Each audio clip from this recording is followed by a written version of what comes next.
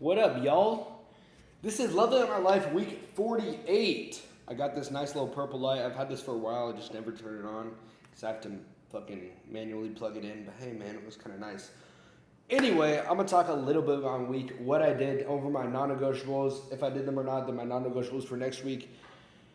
And I finally fixed this thing on OBS, so it's finally facing me like, I don't know, before. When I put my left arm out, it's this side. When I put my right arm out, it's this side. Earlier, it kind of fucked me up because it was opposite. Like, the camera was facing me. I don't know. If that makes sense. You know, like on your phone, like, it's opposite compared to, I don't know. I don't even know how to articulate it. Let me try. You know how the forward-facing camera on your phone faces like you're viewing that picture, and then your front-facing is switched. I don't know how to describe that. I might be fucking retarded. No, I'm not retarded. I'm a brilliant multimillionaire. Anyway, enough of my rambling nonsense here. A little bit of my week. I made $5,900 this week. I feel like the dress shirts are just slowly dying down and just, I need it's too late to get on a new product for TikTok Shop. Before I go on this 14-day trip back home and then to Japan. So I'm just going to have to get back home and lock the fuck in after this trip and enjoy it while I'm there. Anyway, I made $5.4K from the dress shirts and $576 from the hair remover. The hair remover is just dying. All the videos are just at a few hundred views. So I definitely need to hop on a new product, but yeah. Anyway, your boy made $6,000 this week. Chapter 11 of The Richest Man in Babylon. Last night I was, to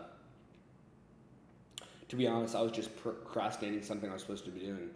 So I did something else productive.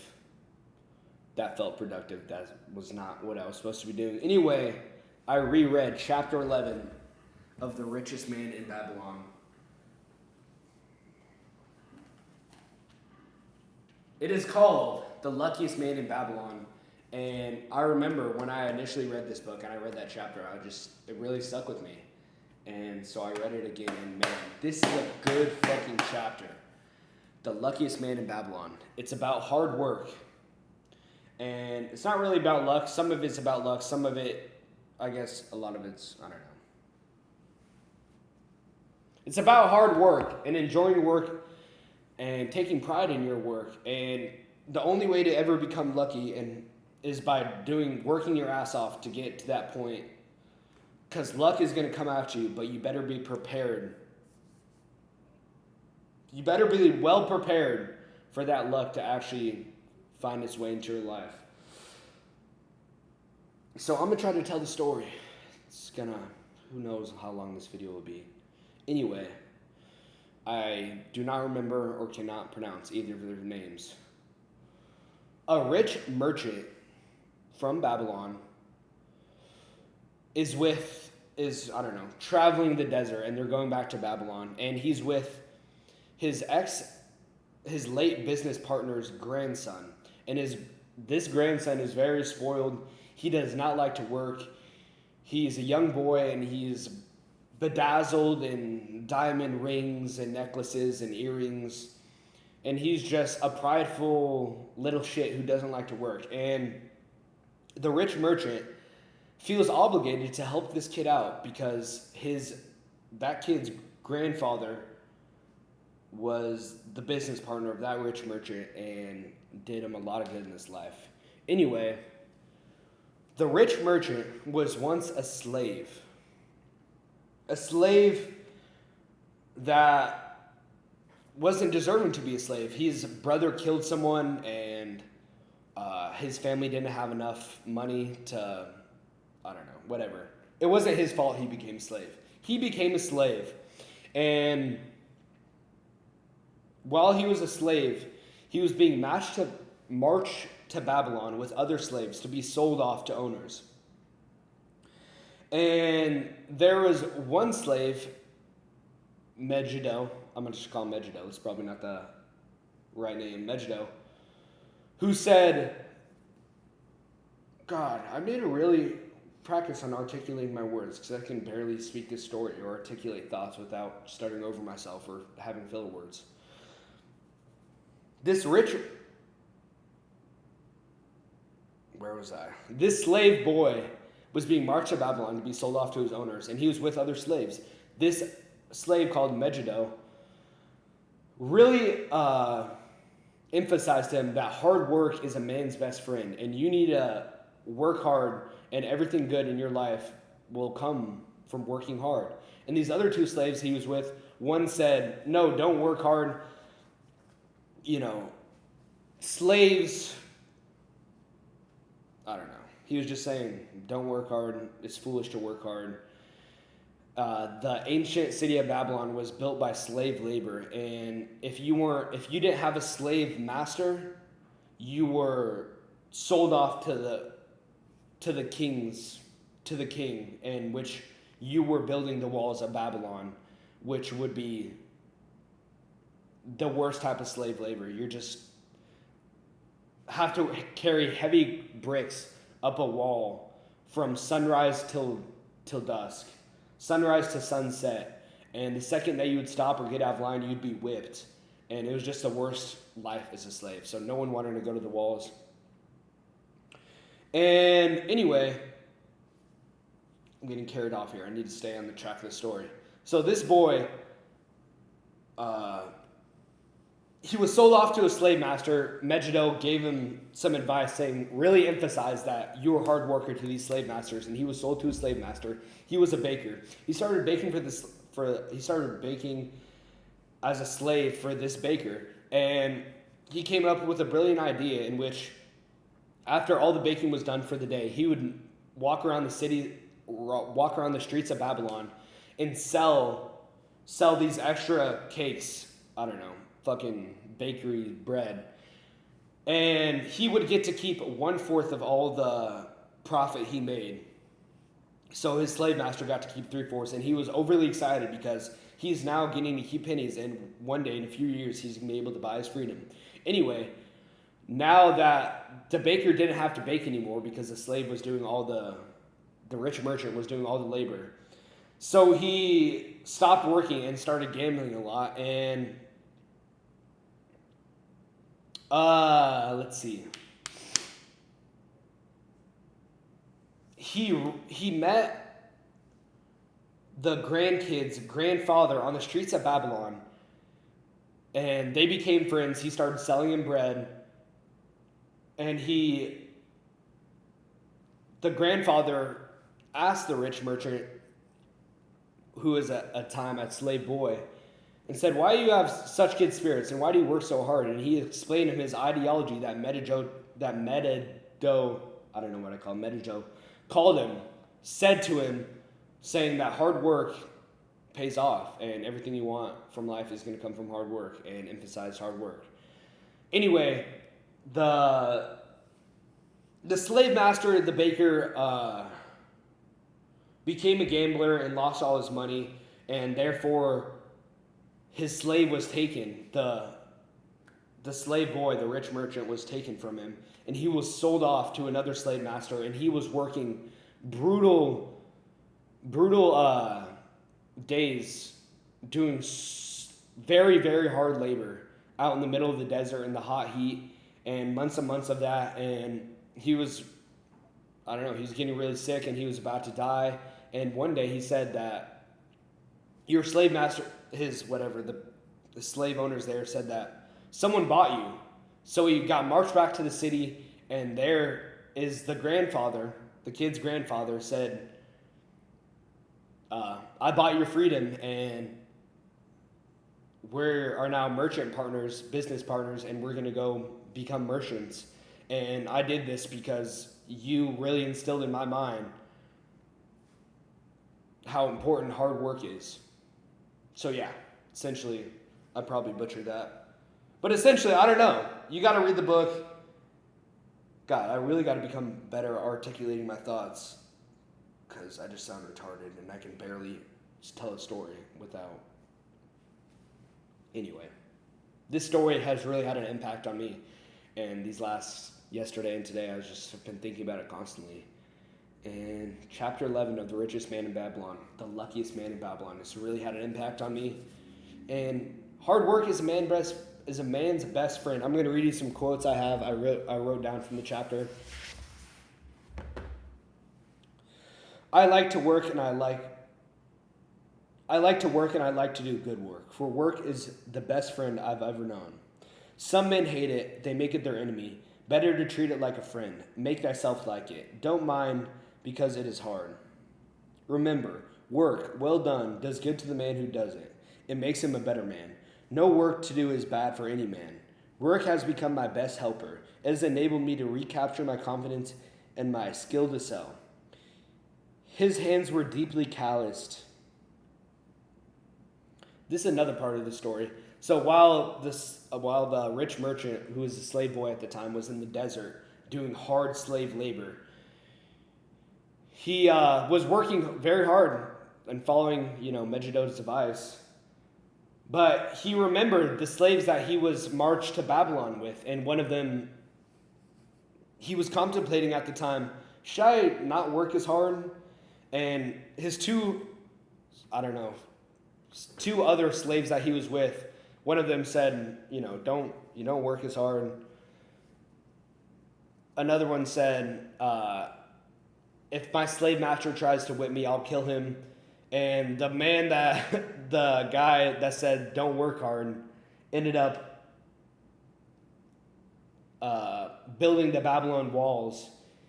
The slave boy saw him. He was selling bread, and he saw him marching the walls, meaning that his previous slave owner sold him.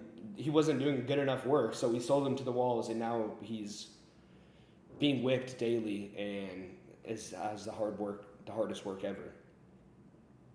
And the other guy who said, if my slave master tries to beat me, then I'll kill him, he got flogged, which I don't even know what it means. I think it's dogs that bite you. I don't know what that means. Anyway, the whole city gathered around because he killed one of the king's guards. And the slave boy / rich merchant saw his body all fucked up, and he was like, so while he was in the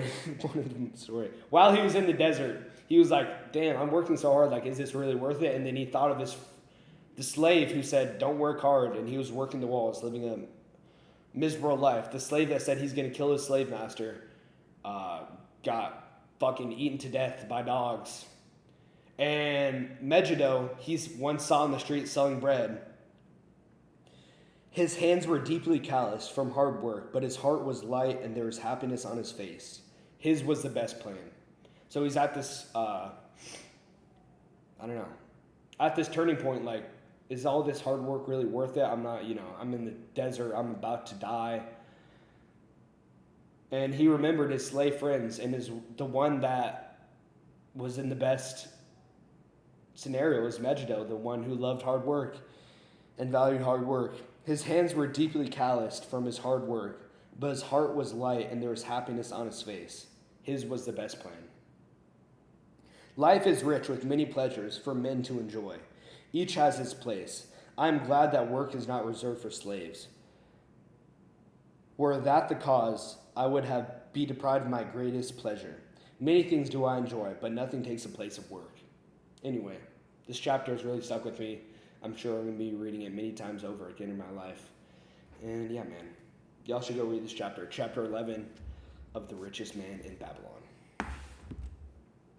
Anyway, we're already at 15 minutes here. It's going to be a long one. Onboarding call with Cookie Finance. So I had my call with Cookie Finance, my tax advisor, bookkeeper. And I don't know how I'm feeling. I do not know how I'm feeling about it. It was this 40-year-old, I'd assume, 40-year-old woman who knew about TikTok Shop affiliate, but I don't know, she just did not seem that confident. And she was just going through all my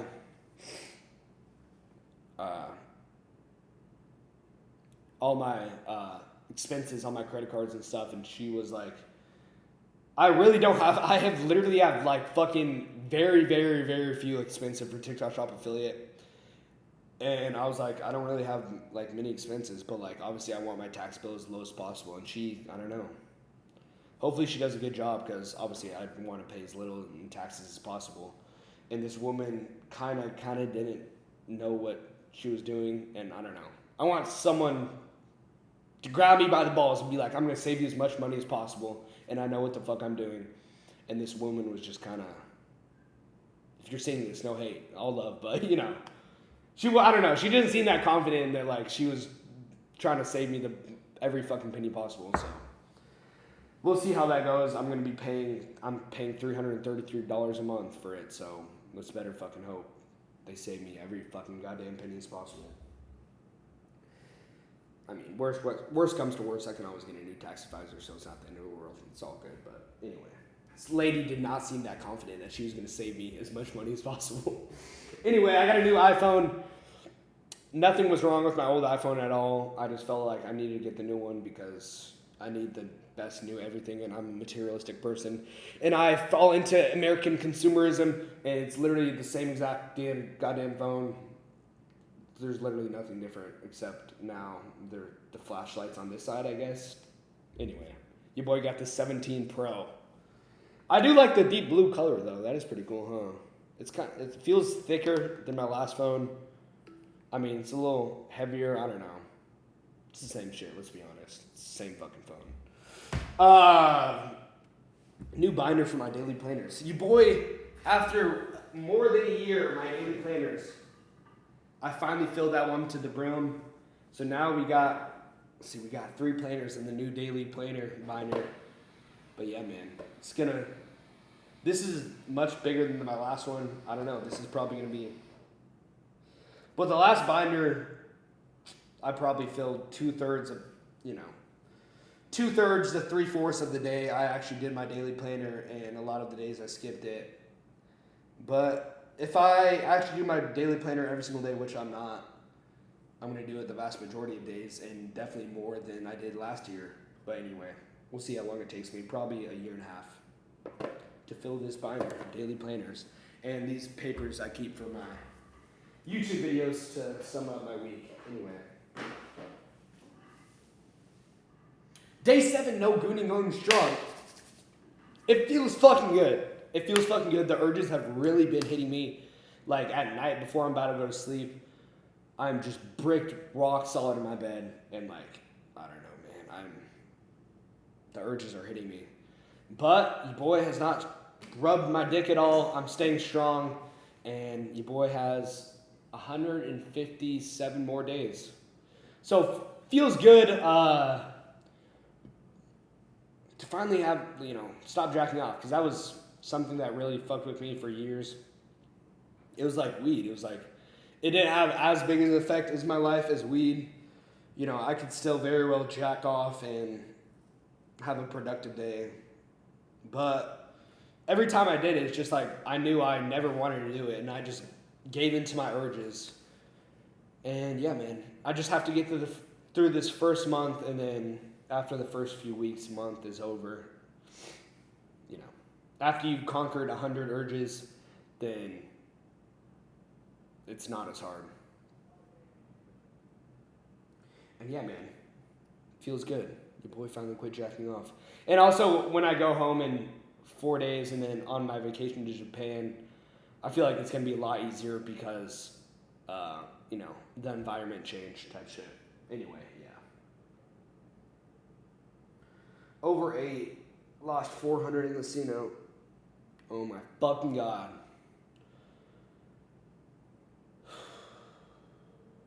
I'm not even going to say those words. I was about to say I hate myself sometimes, but I didn't want to say it because I just put it out in the universe, and I fucking love myself. And sometimes I make mistakes, and that's all right. And I don't hate myself, and I can always get better because my actions, my mind is the only thing in this world I have control over. Anyway, my dad came to town for a golf tournament of his, and we went to 2 nice dinners in a row. And every time I go to dinner, I just overeat because I feel like, I don't know, I just overeat every single fucking time. And I literally gained like 4 pounds. And I had wine at dinner, and then after 2 glasses of wine, I was like, I felt the need to hit the casino, of course, and I went to the casino, lost fucking $400. And yeah, one thing at a time. I quit smoking weed. I quit jerking off. I'm getting better day by day. And right now, I'm focusing on not jacking off. And one of these days, I have to come up with some hard rule in which I will not gamble or hit the casino under certain circumstances. But sometimes I will. So yeah. But yeah. I just need to be cautious because I know cautious because I know I have a very addictive personality. And while smoking weed, I could only smoke fucking, I don't know, $30 of weed a day if I was smoking fucking 10 joints a day. But I can gamble $1 million in a day. So your boy needs to be cautious of gambling because I know I have an addictive personality. And I know I've been addicted to it in the past, and I still have the urge to go gamble as I gave into my urge. $400 is a lot of money, man. Like, your boy made 40 bands last month, so it's not the end of the world, but like, man, you can't be doing that shit, bro. You can't be doing that shit. Call with ABQ boys. These 3 ABQ boys that I know called me up or, I don't know, asked me to get on a call because they want to do a TikTok shop and they were all interested in TikTok shop and they bought an account from the guy I sent an account from. And hopefully they make it. Out of I think, I need to add up the numbers, but I think since I started TikTok shop and posting on social media, about 10 to 15 people I know have hit me up and said, yo, put me on, I want to start doing TikTok shop. So I sent them all a YouTube video. Out of all those people I sent a YouTube video, 5 of them got back to me and said they watched it and how do I get an account? Out of those 5 people, I sent them all an account seller. 1 of those people, or actually 2 now because these guys got an account. 2 now of those people have gotten an account, actually bought an account.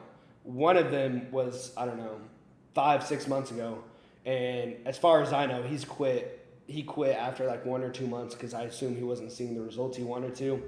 And these 3 boys bought an account, and we'll see if they make it or not. Hopefully they do. But yeah, man, like this shit is really like, if you're even remotely savage, it has never been easier to win because everyone around you is just a fucking bum loser who's a quitter and doesn't want to do anything hard and needs immediate results and success. It needs to be paid immediately, and they're not willing to do any work, any unpaid work, which is what it takes to become an entrepreneur and to really get rich as fuck out here. And hopefully these boys make it, but we'll see if they do or not.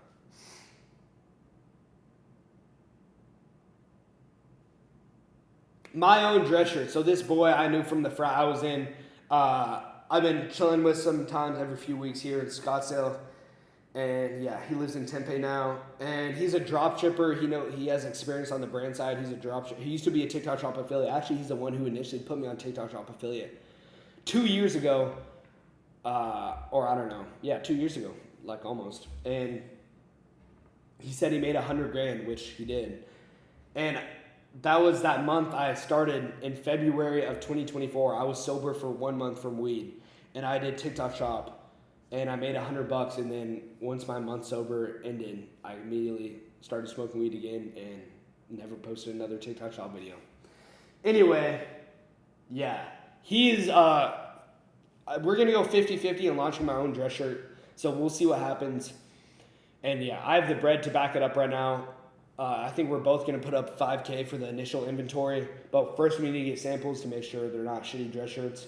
So we'll see what happens with it. And yeah, this dude definitely knows what he's doing. And he's my boy, so we'll see what happens. Anyway, I hit a lift at Independence Gym here in Phoenix, and it was nice. It was a good gym. Anyway, my non-negotiables this last week. Complete non-negotiables every day. I did that. Complete to-do list every day. I did not do that. Let's see. Loving Out My Life, week 48, December 14th, 2025, weekly non-negotiables, complete non-negotiables until Thursday, until I go back home on Thursday. And then my non-negotiables back home, I'm just going to keep it simple. Gallon of water and take my creatine gummies. I just need to drink a lot of water because every time I go back home, I overeat. Plus the combination of me overeating, drinking alcohol, staying up late, I don't know. Just those combinations make me feel like shit. And then plus, I'm not taking my supplements or I'm drinking a lot of water. So if I do all those things, overeat, drink alcohol, stay up late, I don't know, am not locked in at all, but I also drink a gallon of water, I'll just feel so much better. So I'm just it's okay to overeat and drink alcohol and sleep in and stay up late. And life is short, so I'm going to do those things. But if I just drink a gallon of water every single day, I'll just feel so much better. So I'm going to do that. Creatine, take my creatine gummies. Optional but highly recommended. Supplements, personal brand TikTok, journal plus progress journal. And film one of these in ABQ. So I'm going to be in ABQ back home in Albuquerque from the 18th to the 22nd. And on the 22nd, I leave to Japan. So next Sunday will be the 21st. So I'm going to try to film one of these videos there. And yeah, because if not, it'll be a two week off, and that I need to stay consistent and make these videos every single week. So yeah, even if it's just filming the video on my goddamn phone, who cares? Maybe if it's a 5-minute video just saying I showed up and I made this video, and this last week I overate and didn't do shit. It's all right as long as I make the video and I keep on showing up. So film one of these goddamn TikTok shop videos. YouTube videos in Albuquerque, and so I can keep the streak going of posting these videos every single week. I love y'all. These next 2.5 weeks of my life are going to be super undialed, and it's all right because I'm going to get back here and get back on my grind, but I'll post one of these videos somewhere in between these 2.5 weeks. Hopefully it's next Sunday, the 21st. But yeah, Loving Out My Life, week 48. I love you guys. I'll see you in the next one. Peace out.